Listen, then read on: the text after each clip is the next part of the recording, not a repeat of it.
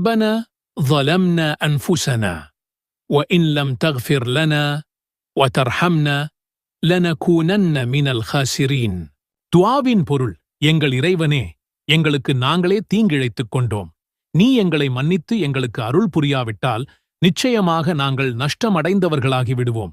இந்த துஆ எவ்வளவு எளிமையானது, ஆனால் எவ்வளவு ஆழமானது என்று பாருங்கள். இதன் ஒவ்வொரு வார்த்தையையும் நாம் சிந்திப்போம். ரப்பனா, எங்கள் இறைவனே, இது வெறும் அழைப்புச் சொல் அல்ல. இது அல்லாஹ்வின் ஆளுமையை, அவனது இறைத்தன்மையை முழுமையாக ஏற்றுக்கொள்வதாகும்.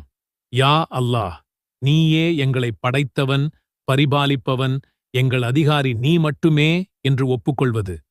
இந்த வார்த்தையைச் சொல்லும்போதே நம்முடைய பணிவும் இயலாமையும் வெளிப்படுகிறது.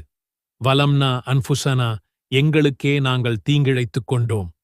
இதுதான் இந்த துஆவின் இதயம்.